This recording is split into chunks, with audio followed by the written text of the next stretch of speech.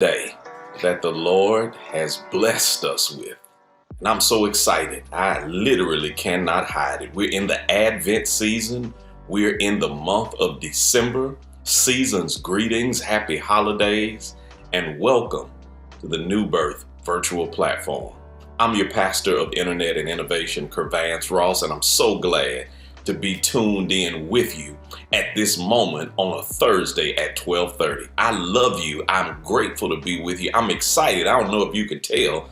It's that season, and I love this time of the year, and I'm so excited to be with you. As you know, we have one of the greatest, if not the greatest pastor on the planet, Senior Pastor Dr. Jamal Bryant, and he provides us with the opportunity all throughout the pandemic to be able to inspire you on a daily basis. And I'm grateful for my pastoring partners in crime, Pastor Kerry Turner, Pastor Kylese Lemons, Pastor Carla Stokes, and Elder Ron Saylor, as we come to you Monday through Friday, inspiring you with what God has given us. I'm so excited to be with you. I know I've said it, but do you realize how excited I am to be with you? If you're excited to be with me, type in the comments, I'm excited. On top of that, if this is your first time viewing with us and being in the virtual sanctuary, type in the comments, I'm a first timer.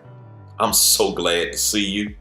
Everybody who knows how we do it, when you see somebody that says I'm a first timer in the comments, show them some love. Welcome them to New Birth, whether they are in our Facebook campus, YouTube campus, on our app campus, or on our secure website campus. Welcome them in.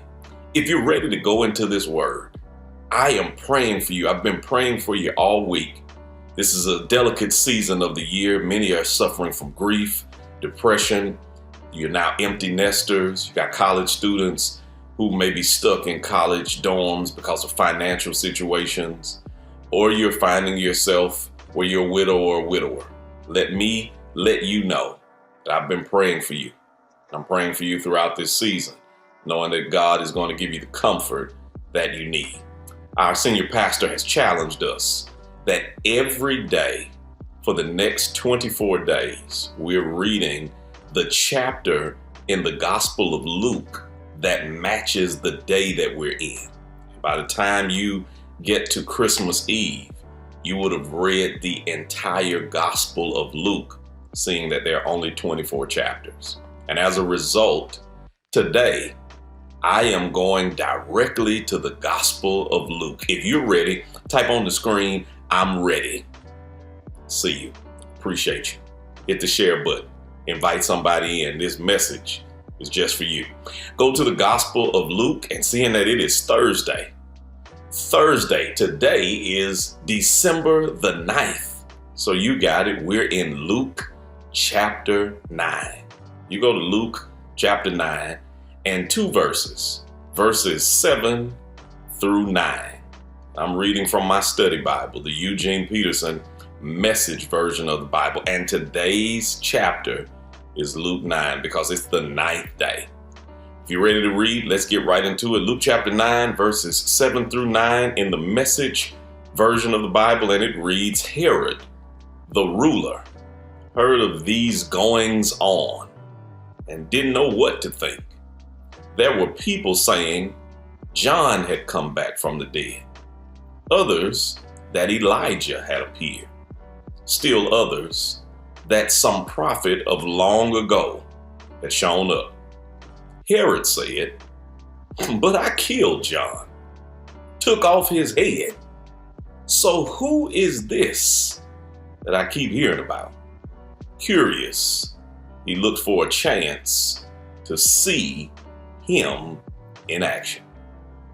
People started hearing about the workings of Jesus, and Jesus has now commissioned his disciples to heal, to cast out demons, and to raise the dead. And the word makes it back to Herod. And people are not sure who to give the credit to. They're saying that Jesus is possibly Elijah, that Jesus is John the Baptist who's come back from the dead, or he is some prophet from long ago. And Herod is confused because he says I killed John the Baptist. I literally cut his head off. I know he's dead. So who is this person I keep hearing about? And as a result of Jesus's good works and the people that are in his camp, curiously, Herod now is looking for a chance to see Jesus in action. And I'm talking from this thought: you can't cancel me. You ought to say that with some confidence. You can't cancel me. I want you to turn to your virtual neighbor in the comments and type in the comments, I know you want to. I know you're trying to get rid of me. But hey, baby, shawty, playboy, young lady, you can't cancel me. Let's get into it. I am a fan of the arts. I embrace myself as a creative, as a marketing expert, as a thinker, as an innovator, as a futurist. At the basic, I'm a musician, I'm a drummer, and I love arts and entertainment and those who operate in the creative space. If I'm honest with you, even as a preacher of the gospel, I don't just see myself as a preacher. I see myself as an artist who is attempting to paint a picture with words, with concepts, with thoughts, and through the lens of purpose, try to get you to your ultimate and optimum place of purpose, greatness, and success. And when I look for my marketplace muse, a counterpart that I want to line myself up to, it is not just another preacher, because I have the greatest leader or muse in the gospel space in Dr. Jamal Bryant. He's somebody that I look at as a template for greatness that I achieve and allow myself to try to operate on a rubric that allows me to get up to the level that he has endeavored in the gospel. But outside of the church, one of the places that I look to is the comedy space. And I think one of the greatest gospel preachers to ever live doesn't pastor inside of the four walls of a cathedral. His name is Dave Chappelle. Because when I look at how Dave Chappelle does his delivery of comedy, it is so black preacher-esque.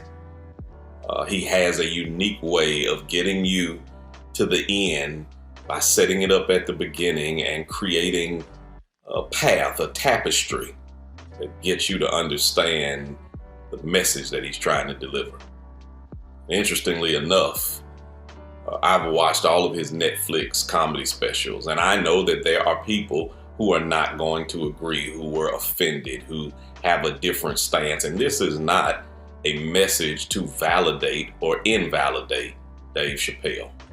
I don't want you to get in your emotions in this perspective. I want us to stay focused on the fact that in this reality, Dave Chappelle was finding a way through his message of delivery, his method, and his target to speak truth to power and get us to think in an uncharacteristic way. But because of our culture, because of the way that we receive information, and the way we have been shaped through social media, through circumstances, and through shifting culture, people wanted to cancel Dave Chappelle under the umbrella of cancel culture, which allows us, when someone we don't agree with, that has a point that we don't care much about, we find ourselves willing and able on social media to do everything we can to cancel that person, despite all of the things that they had done that were positive prior to this. When they do one thing that we don't like, we eliminate them and want their career destroyed now, henceforth, and forevermore. And unlike so many other people whose social media had canceled some kind of way, they were unable to cancel Dave Chappelle.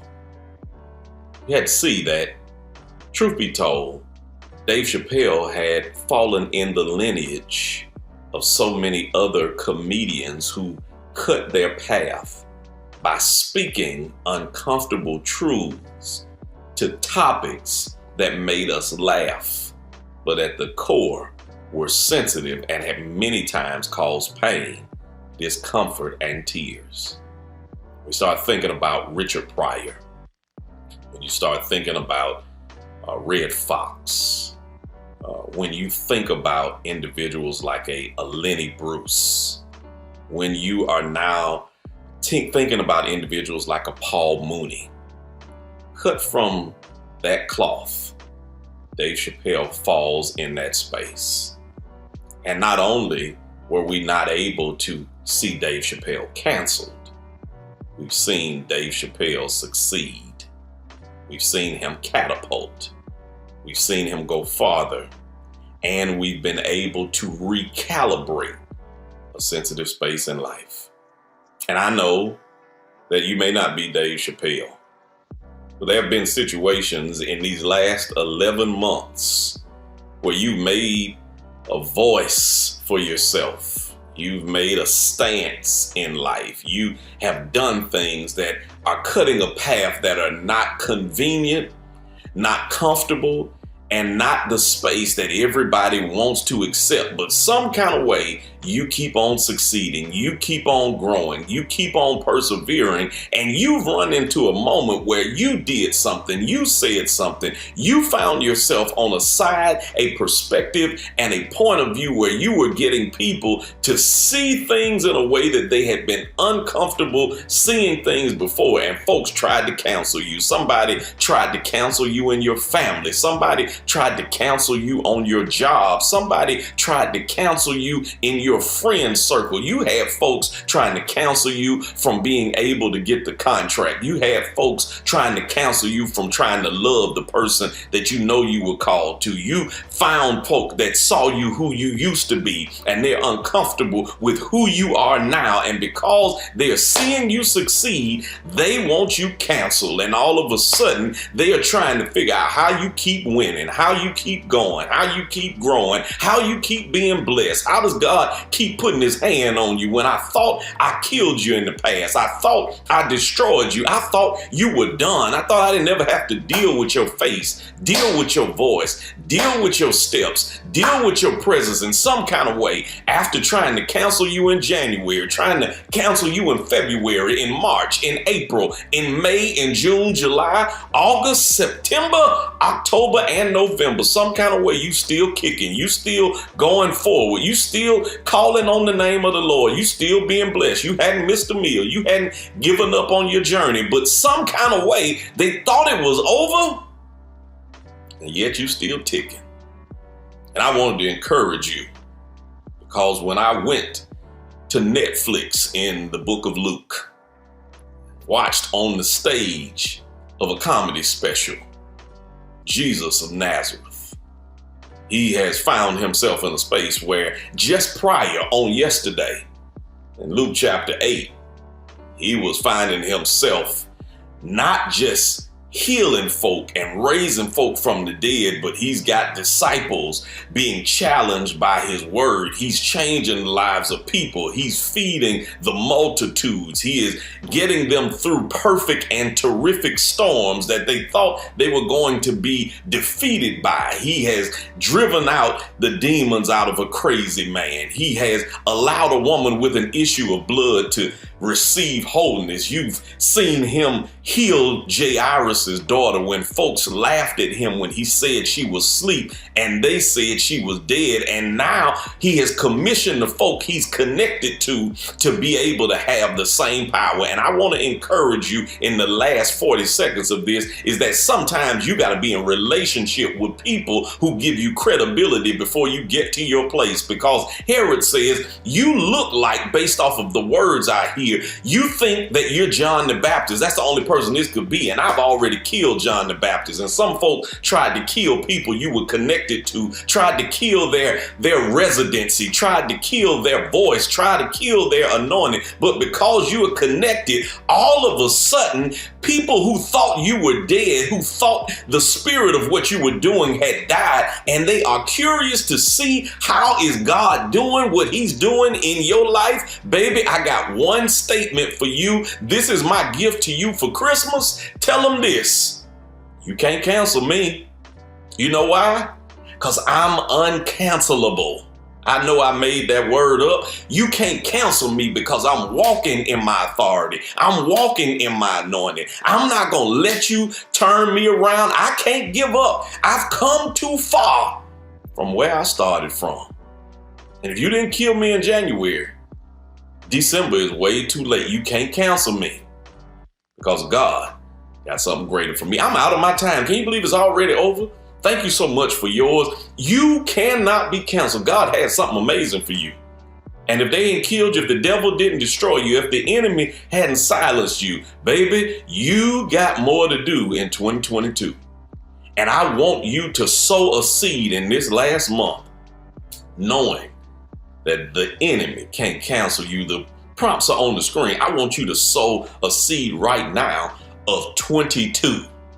I want you to sow a seed that is in expectancy that God is going to catapult you in 2022 even further than he did in 2021. I want you to get that seed in your hand, pick up your device and sow a $22 seed right now. The prompts are on the screen. Don't hesitate. Don't delineate. Don't question it. Give. And I don't want you to just give now. I want you to give right now. Top of that, I don't want you to be connected to people who don't have a relationship of overcoming cancellation. And I want to offer Jesus Christ to you because Christ is still the answer for the world today. God has need of you. And even on a Thursday, he is getting ready to get you connected so that he can get you to the place where you can never be canceled. I want you to go to joinnewbirth.org. We're waiting on you. We want to be your church. We want to be your pastors. We want to be your space where you can flourish at your optimum level. And finally, if you need prayer, I want you to realize that we have a virtual prayer altar group on Facebook. You can go to Facebook right now and go to that virtual prayer altar group.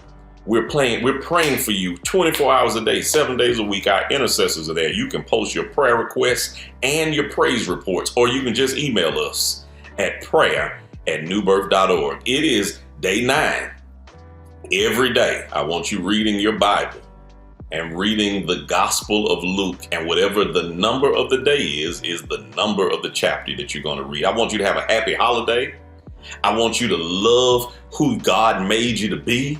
And I want you to win at the optimum level, realizing nobody can cancel what God has already subscribed to. I don't want you to go nowhere. I got some amazing announcements customized just for you. I love you. There's absolutely nothing you can do about it. I want you to have a drama-free, virus-free remainder of the day. I'll see you when I see you. Stay tuned, share this message, and enjoy these announcements. Peace. Season's greetings and happy holidays, New Birth. It's time for our video announcements. Are you doing the Luke Challenge? Our pastor has commissioned us to read one chapter of the book of Luke daily, which gives us a full account of Jesus' life. There are 24 chapters, so read one daily and wake up on Christmas morning with a new understanding of who Christ was and why we celebrate. New Birth, Jesus is the reason for the season, and we want to bless our children with Christmas gifts. Please help us make Christmas City at our New Birth holiday pull-up a success by donating new unwrapped toys. Please drop off your gifts at our Family Life Center or our administrative entrance on the steeple side today and December 11th and 12th between 9 a.m. and 1 p.m. Please register to volunteer or to make a financial contribution. Visit the link on your screen. Our King's Table will be closed December 19th through January 31st. For local resources, please contact the Atlanta Community Food Bank at 404-892-3333 or visit acfb.org. New Birth, we have an amazing New Year's Eve celebration planned just for you. Friday, December 31st, will be our very first service back in our sanctuary. We will begin with an exciting first service at 12 noon. Our evening service at 10:30 p.m. will feature the award-winning duo Mary Mary. Stay tuned for more details. Save the date for our New Year's revival on Tuesday, January 11th through Thursday, January 13th. Get ready for 3 amazing nights of prophetic ministry featuring Dion Baez. And that's it for today's video announcements.